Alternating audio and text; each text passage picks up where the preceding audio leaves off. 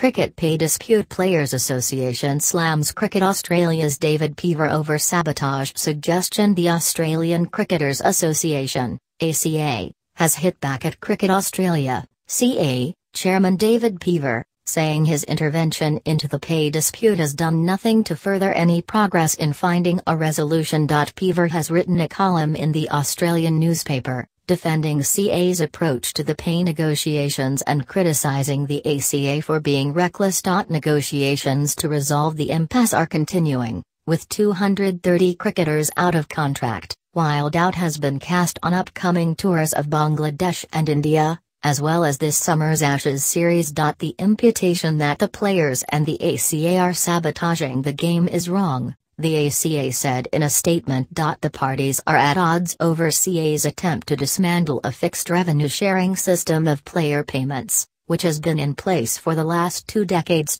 Critics of Peever say he is motivated by an ideological, anti-union agenda, but he dismisses the suggestion, saying it is a myth and deeply insulting to many people across the cricket spectrum. Peever is a former managing director of Rio Tinto's Australian operations, and he once made a speech publicly campaigning for direct engagement between companies and employees, without the competing agenda of a third party, constantly seeking to extend its reach into areas best left to management. Many observers see the fingerprints of this philosophy in CA's approach to the current pay dispute, particularly in its attempts to bypass the ACA and offer senior players individual contract offers. Peever said those earlier comments were given in a completely different context but nevertheless defended their substance. It's an uncontroversial view shared by all reasonable people, he wrote in the Australian. But this uncontroversial view is not shared by the players, who have repeatedly asked CA to stop contacting them directly,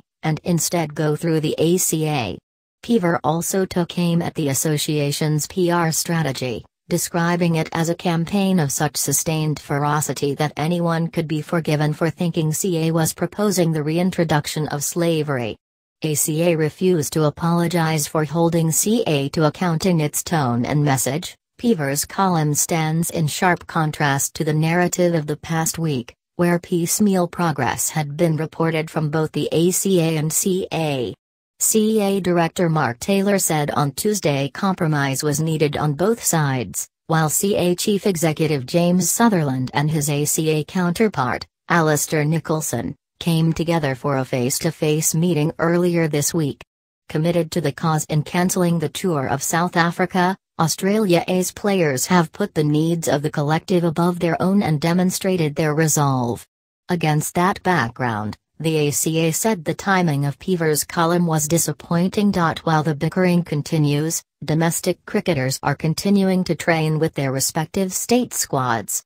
These squads are now split between a minority who have contracts that extend beyond the most recent, 70 players nationally, and the rest who are no longer being paid. It is almost 2 weeks after CA have forced the players into unemployment and is refusing to back pay them, despite the players training for free, the ACA said in its statement. The ACA don't apologize for holding CA to account or for asking the hard questions on behalf of our members that must be answered for the betterment of cricket.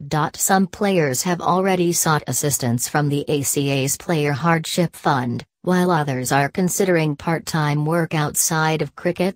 Retired Australia Test bowler Jason Gillespie has called on both sides to end the game of tit-for-tat in the media. Why have there been so many press releases stating disappointment at the lack of meaningful talks? He asked in a column for the Roar website.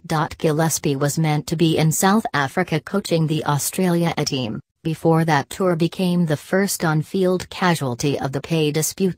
Find a compromise and let's get on with the cricket, he said. It's not a great look for our game. Australia is due to play a 2-test series in Bangladesh in late August, leaving the parties with about 4 weeks to reach an agreement.